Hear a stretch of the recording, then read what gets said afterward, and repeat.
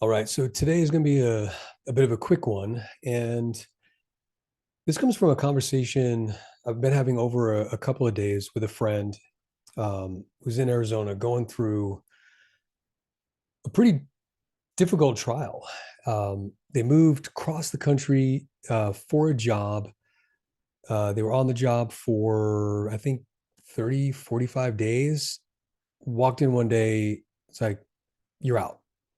Uh, Now they arranged for some living expenses and some other stuff for about 60 days, but now they're getting down to the wire.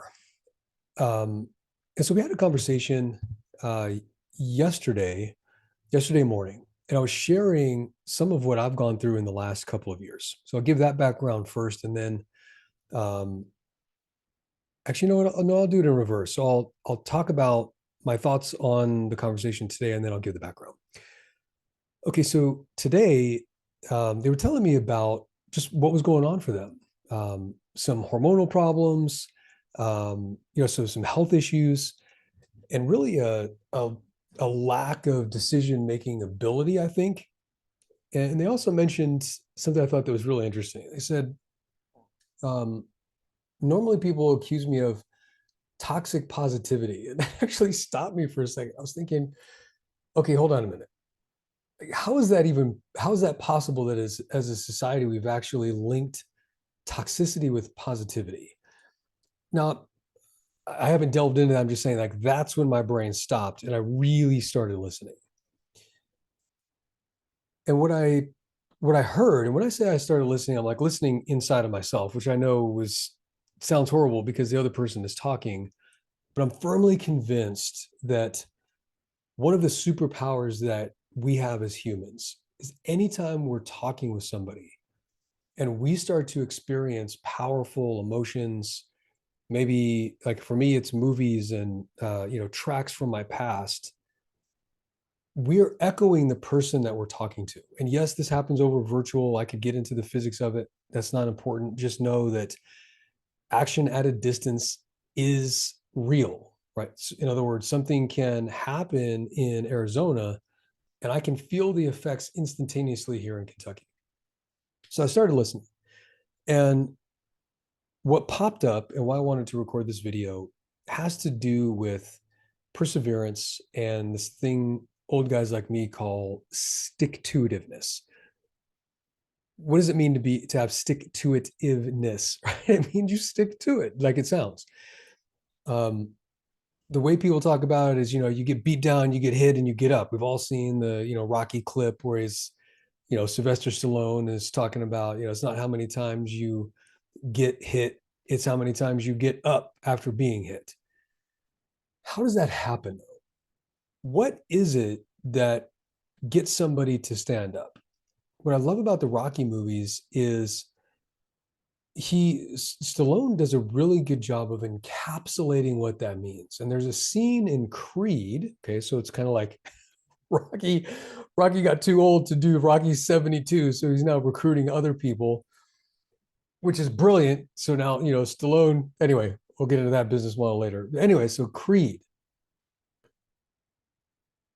gets his butt kicked, winds up out in the desert, right? It's a classic hero's journey. And there's a scene where Creed is running down the road and collapses on the asphalt. Now you've got to think about this. It's the desert. I've lived in the desert.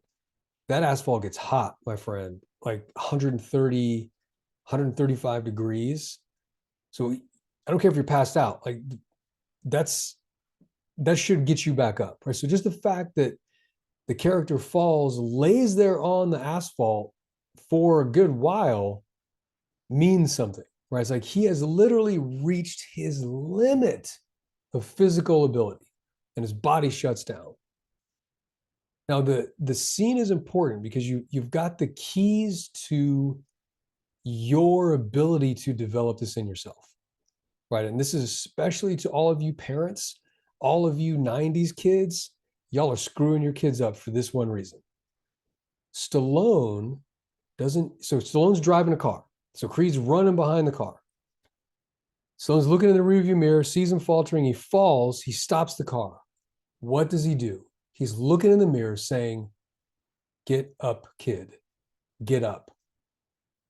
Why doesn't Rocky run out with some water? Why doesn't Rocky run out and like all you helicopter parents? Oh, you poor little. Why not? Because Creed had to find whatever it was, that something in himself that would have him get up. Now, people talk about this, you have to have your why, you have to be passionate. I think it's deeper than that. I think oftentimes these things can come from our pain. So our internal need to be accepted, our internal desire to run away from being abused or run away from being abandoned. So we're running towards something in one aspect, but really the impetus or the energy is coming from behind us, where we're leaving something. And so this person in Arizona, I thought of all of that. So it flashed in my mind, the Rocky scene, but then I started thinking through some of my tough times physically and emotionally. And a good part of what has driven me to persevere, and I've persevered through a lot. I don't talk about it a lot. People have told me I should because it can help other people. So I'm endeavoring to do that here on my channel. And so I've had 4 legitimate near-death experiences. The most recent was in 2018. Went into kidney failure. It was late stage 3 kidney failure. My doctor said, "Yeah, Maseo, like that last time I saw you, I thought that was going to be it. Like I thought that was the last time I was ever going to see you." Because the kidneys, once they start sliding in function, they typically don't recover. And Lord willing, thanks to the Lord, I recovered. But there were about 3 months, so about a month of the quick slide into kidney failure. So this was constant pain, lethargy you can't imagine. I don't know how I got out of bed kind of lethargy. It's like I felt like my body was made of lead, brain fog, nosebleeds, ringing in my ears. Obviously, not the most inspired state I've ever been in. So it's like, what kept me getting up? Well, I had my kids. Um, I had some of the projects I was working on. I was taking care of my mom at the same time. So it was like just at a basic level, it's like I had health, I had life insurance, right? So I knew if I died, that my family would be taken care of. But it was also the thought of my daughter was like what, a year and a half, 2 years old at the time. My middle son, 14, 15, 14 at the time. um so again, it's like thinking through that and really owning it and visualizing it, like thinking through the funeral. And she is a little kid, and how's she going to grow up? And so I'm picturing her at like 20s, like, yeah, my dad died when I was really young. And just having that way that people talk about it, right? So when their parents die when they're young, it's like they just realize, like, I didn't really know them. Like my parents were divorced when I was super young, so I don't really have any connection to my dad. It's like, yeah, I mean, yeah. In fact, he just passed away. It's like, yeah, my dad died. Like I didn't really feel any one way about it because there wasn't that close connection. So thinking through that, but then also thinking through, my son is in this really vulnerable place. What's going to happen to him? Who's going to take care of him? Who's going to be guiding him? So again, I think it's a push pull. And I'm going to get geeky on you for a second and talk about like science fiction. So when I was a kid, loved science fiction. I wanted to be a physicist, was in the PhD program for physics. So I'm gonna go there for a second, but it's not going to be, I'm not going to talk about calculus. Frankly, I wasn't that great at calculus. I was like Albert Einstein, not that great at math. So in some of the theories that I've seen in science fiction, there's this idea of, well, how do you get to the speed of light? Is you create this thing out in front of you that's got like super gravity, right? So as long as the gravity thing is moving and you're falling towards it, it's like, hey, you'll just continually accelerate. And so it's like, we don't think about this, but if you were legitimately falling forever, since falling means you're accelerating, in theory, you just keep accelerating until you reached infinite speed. This is science fiction, so don't get too crazy. So that's the way I think about this. It's like if you have something out in front of you that's pulling you, and you have something behind you that you're moving away from, you've now got this thing where you've got the push and you've got the pull. And I'm convinced that this describes why some people, me included, have been able to go through hardship and not only come out of it, but accelerate out of it, right? It's like, man, how did you do that? How did you turn that around and then, get to this higher level? Who the heck is that? I think it's because of that, right? So go back to Creed. Creed has the thing out there, like the thing that's pulling him is the fight. The thing that's pushing him, if you don't know the story, Creed was a character in the original Rocky movies. Sylvester Stallone killed him off in the Rocky movies. The new movies, Creed, it's now that dude's son. So Apollo Creed was the character in the past. I forget his name. Creed Jr. is the kid in the movie who's now running away from this specter of his dad and running towards like his own future, his own fight, his own name, all that, right? So he's got that push and pull. All of that gets condensed into the movie, but it comes to that poignant scene when he collapses on the pavement. So all of this, now let's go back. All this going back to my friend. So as she's talking about this, she's in that place. Right. So I don't want to say she's on the pavement, but it's close, right? It's like that scene. So am I gonna run over there? Oh, it's okay. Pick her up. What would that look like? There are lots of things that could look like. Just giving resources, like right, getting her out, rescuing, pulling somebody up. That's one way, right, that it would look when somebody is in that position, that I would be Stallone. Instead of sitting in the car, I would be getting out of the car, right? So instead, what I've got to do is sit there in the car, looking in the rearview mirror and say, get up, get up. Because she's got to get up. She has to get up not only for herself, but for her future self as well. So let me provide a little bit more context. One of the things that she and I were talking about was something that was handed down to me. It was a very short saying. And in what I'm about to talk about is in the context of doing something big out there in the world. And so big is subjective, right? It could be big in the sense of, I want to be like Elon Musk, multi-billion or trillion-dollar company, captain of industry. It could be, I want to run the local boys and girls club and influence hundreds or thousands of kids every year. Or I want to, be in my church and impact the hundreds of people that go there, and possibly the few thousand they're going to come through that church over the years.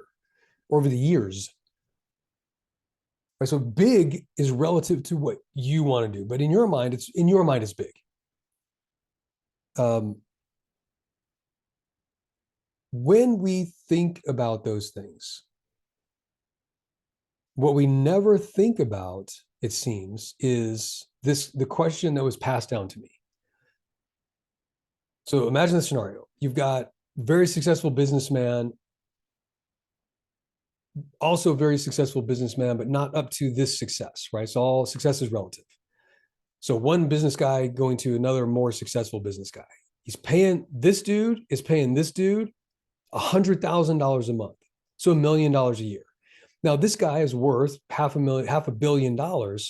So if you think about it, it's if you took your bank balance and divided it by 500 and charged somebody that, right now it makes more sense, right? So the successful guy is charging the other dude like 1/500th of his net worth. So that's a screaming deal if you think about it. First thing successful guy asks, who do you have to be to get to where you want to go. When I heard that, so I was getting this, I was talking to this guy and we're on par. And I'm like, yeah, I'm doing this thing. And I just went through this hardship and blah, blah, blah. And I was going on about it. He stopped me on my tracks. Maceo, who do you have to be to get where you wanted to go? Because there was obviously a gap. You weren't who you needed to be. So let me give you a concrete example, or somewhat concrete example. Imagine Donald Trump. He's going through all the lawsuit. Let's say he gets arrested. He does hard time, right? He comes out. Obviously, he's now a felon. So a lot of the stuff he's doing now, he can't do because he's on the SEC bad actors list and blah, blah, blah. So they literally rip his old life away from him. Justified or not, I'm just using it as an example because it's something we can see. Whatever Donald Trump does next, he's going to excel at. Why? Because of who he is, right? Who he is as a result of years and years in business. What does that mean though? It breaks down to his habits, right? So what my friend is going through is a result of her habits, right? And that's a harsh truth, because if she had the habits of the person that was worthy of where she wanted to go, that person would have been doing the things necessary to create that reality. Right now we're getting into the realm of creating reality. How does reality get created? Consistent action. But what kind of consistent action? Consistent action that's in line with the actions that produce the result you want. For example, if you're a salesperson and you want to make $1 million a year, you'd better figure out, based on your commission, how many sales presentations you need to make. You're probably going to need somebody setting appointments for you because you can't spend time doing that.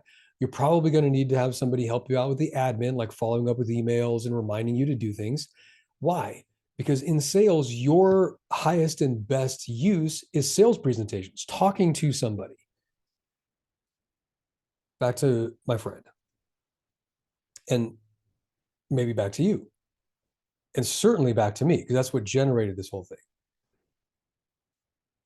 So if her actions, and frankly, if my actions over the last couple of years had been in line with who the person is that has that success, whatever it looks like, that reality would get created, right? In other words, we need to understand on as deep a level as possible what the people look like that are doing the things we want to do. This is why mentorship is so very critical. You don't get this by watching a freaking video. You don't get this by, joining some BS mastermind group. You get this from observing people in action. What do they actually do during their day? What's their day-to-day like? What are they like when they're actually doing the thing? And you need to observe that in as close a proximity as possible. Now, if you could observe that virtually, would that work? Yes. It's not the best, but like I started off by saying, action at a distance is actually a thing. Yeah, that would work. But it needs to be at that level. And I've got to tell you, like, nobody does that. Nobody like lets you follow them through their day, in their deals, doing their confidential negotiations. Why? Well, because they don't want to broadcast their business all over the place, right? So you need that kind of mentorship, though. So that's what makes things so hard these days. Why? Because we think, you think you can watch me on a YouTube video and get that level of stuff, right? You to get the absorption level stuff. You could only do that if I was willing to literally turn this camera on or have a camera on so you could observe me all throughout the day. The boring parts, every part is like you could just see what I was doing. Or, turn it on in more of a mentorship style would be like at the key times you would be able to come in and observe me. But that aspect of our life has virtually disappeared. So how do you solve it? Well, really, one of the best ways is to go get a job and work around the people that are doing the thing or a similar thing that you want to do, and go into it with the intent of absorbing who that person is. You need to talk to those people about their habits. Ask them about their hard times. What was that like? How did you get out of that situation? And then stop, listen internally. So when something pops up for you and you've got a strong emotion, you need to key in on that, because you are now mirroring what that person is telling you. So your brain is giving you the ammunition. So if they're talking about a hardship like I went through, and I was talking about, oh, my kids and that future vision. So then, okay, well, let me try that. Next time I go through a hardship, let me think about that. Like, what future thing can pull me forward? And then really dig into your past. What am I running away from? Is it like Creed, where I'm trying, running away from, the specter of my dad or my mom or my uncle or somebody else back there? Is it, I'm trying to prove them wrong? Is I'm trying to prove that I'm better than them? And own it. My personal feeling, that's not a bad thing, because it's not a bad thing when you understand and acknowledge that it's pushing you forward. Like, yeah, I'm definitely running away from that. Yeah, I'm not going to do that. My dad was a jerk. I'm not going to be a jerk.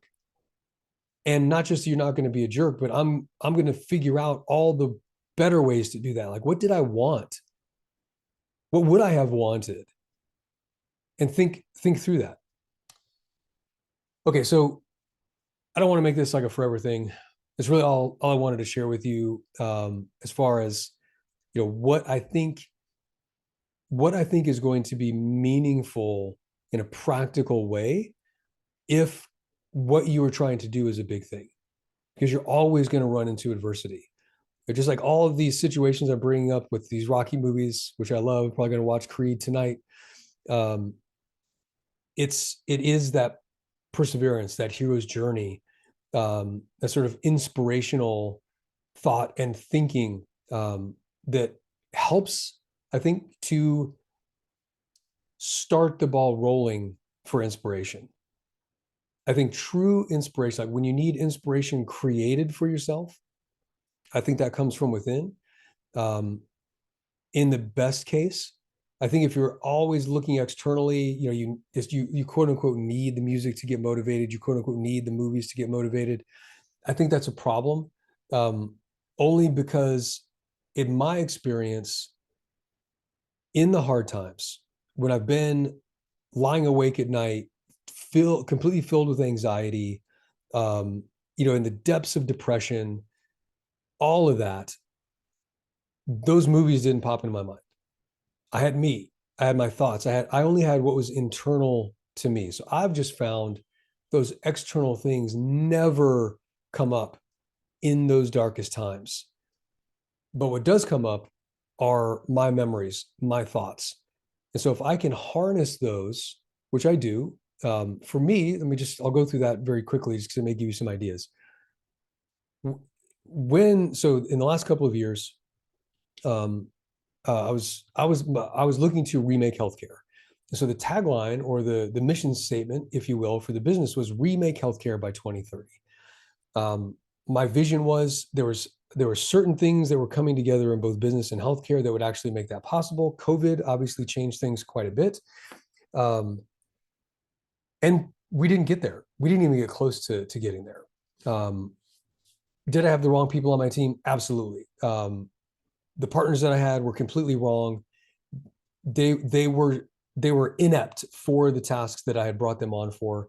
A few of them were actually delusionally so, meaning they thought that they were capable of doing it, but once we got into it and they were actually doing the thing, like, they weren't capable. But I, as a leader, wasn't capable of firing them.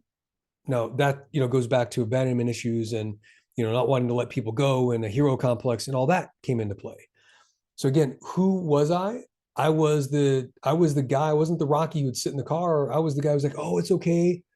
Like one of my partners, he was in charge of marketing, and he had no tracking. He had no metrics, no nothing. And instead of saying, dude, you can't market without having metrics, why don't you have metrics? And when he said, oh, over the years I've read stuff, I can never figure it out, so I just didn't do it.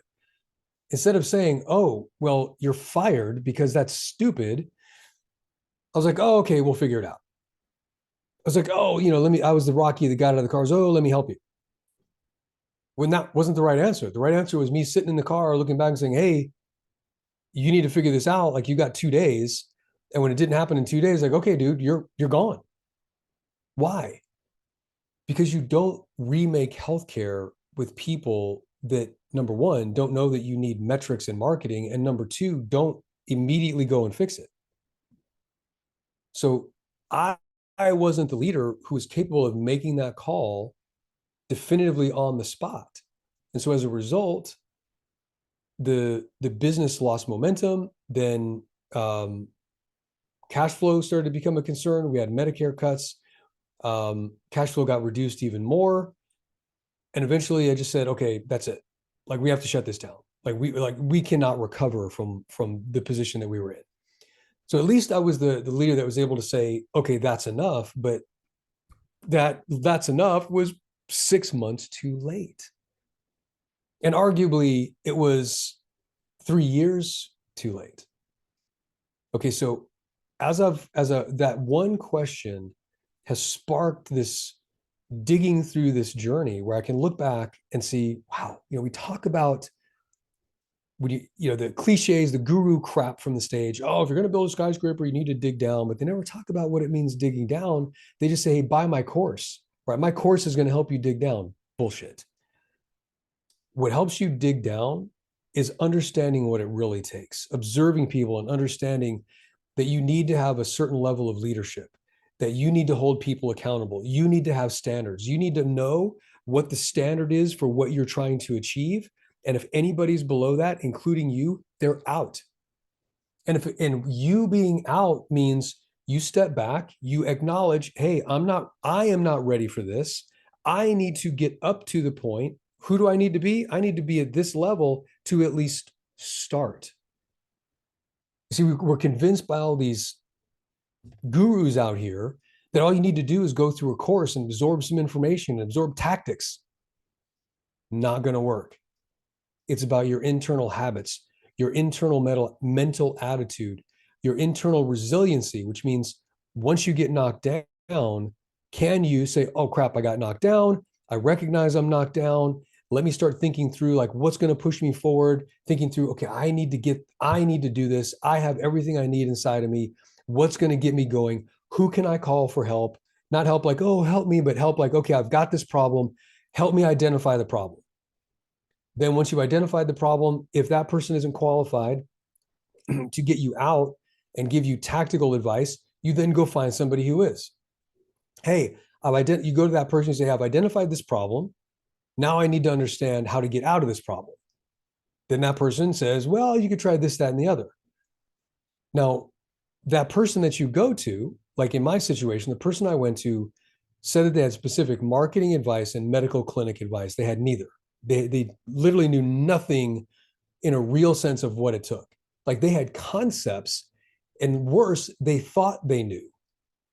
So as a leader, you need to get better at discerning when somebody has actual knowledge or and distinguish that from somebody who's convinced that they have knowledge and rather has surface or category level understanding. Like, oh, I know we need to do these 5 things. It's like, great, dude, I can go get a book and know I've got to do those 5 things. How do we do those 5 things? Oh, I don't know. That's worse than that's actually a consultant. Like, well, I don't know. I just, here are the 5 things you need to do. Go do them. That dynamic is really when you talk about what does it take to dig, it's that. It's not going and getting a course. Yeah, that stuff is helpful, but you can get all that stuff in a library. All the category level stuff, like the listing of what you need to do, you can go get for free in any big American city at the public library. And in small cities, you can use something called World Catalog and have it literally delivered to your library and you can get it. So there is no excuse. I don't care if you're in the smallest library available. If you have access to the World Catalog, you have literally the global knowledge base at your fingertips with a slight delay because it's got to get delivered. But those distinctions, understanding that you need to have that standard, you need to understand what the habits are. That's truly the stuff that digs down. Unfortunately, my experience is life doesn't like hand the stuff to you. It's like you go through, like I did, a 5-year period where you're not getting stuff done, you're running into roadblocks. It's like, man, why do I keep doing this? You make efforts, you try, meaning like you're actually doing stuff, you're doing stuff, you're doing it. It's not working, and finally, boom, you fall flat on your face. Like, okay, this is a failure. Once you're laying on the pavement, you've got to get yourself up, right? That's resiliency, the stick-to-itiveness, that's the push-pull, right? You need to go back to basics. What's my push? What's my pull? What's important here? You need to start identifying the problems. You need to own up to what you need to own up to. You need to realize, whoa, who do I need to be? Obviously, I was down here. I was somewhere below where I wanted to go, because if I was there, I would be getting the thing. Why? Because that's the way the universe works. If you are doing the things and you are the person worthy of whatever the goal is, you'll have it. That's literally how the world works. Now, we don't like to think about that because of helicopter parents and, frankly, the liberal mindset of, oh, those people, they're underprivileged, they're disadvantaged. Maybe, maybe not. But certainly, if you don't have any of the things that I described, yeah, you're at a disadvantage.